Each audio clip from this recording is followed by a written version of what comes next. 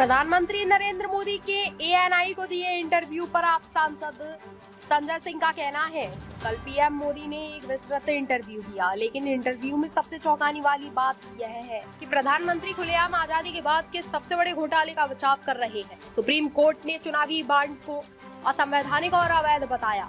उन्होंने supreme court का भी अपमान किया। उन्हें सुप्रीम कोर्ट और देश की जनता से माफी मांगनी चाहिए। कल भारत के प्रधानमंत्री आदरणीय नरेंद्र मोदी जी ने एक इंटरव्यू दिया, काफी विस्तार से इंटरव्यू दिया,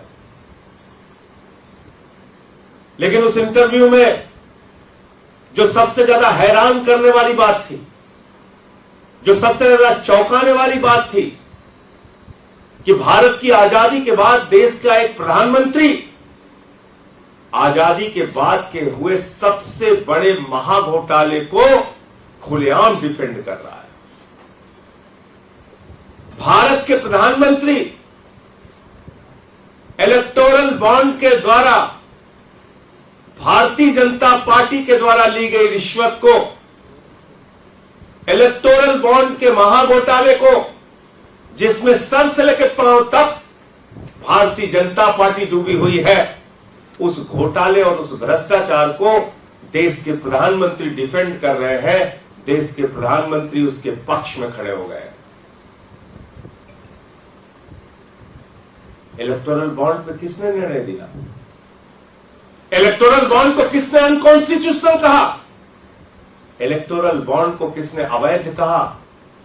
किसी पॉलिटिकल पार्टी में ने नहीं कहा प्रधानमंत्री जी। भारत के सर्वोच्च न्यायालय के 5 जजों की खंडपीठ ने कहा, सर्वोच्च न्यायालय के 5 जजों की खंडपीठ ने कहा कि इलेक्टोरल बॉन्ड असंवैधानिक है और अवैध है। आपने सुप्रीम कोर्ट का भी अपमान किया। भारत के प्रधानमंत्री को देश के सुप्रीम कोर्ट से माफी मांगनी चाहिए। भारत के प्रधानमंत्री को सुप्रीम कोर्ट के फैसले की आलोचना करने के लिए और इलेक्टोरल बॉन्ड के भारतीय जनता पार्टी के भ्रष्टाचार को डिफेंड करने के लिए इस देश की जनता से माफी मांगनी चाहिए। खुलेआम आपकी पार्टी ने रिश्वत लिया। 3 बार आपने प्रयास किया कि एक घोटाला खुलने ना पाए।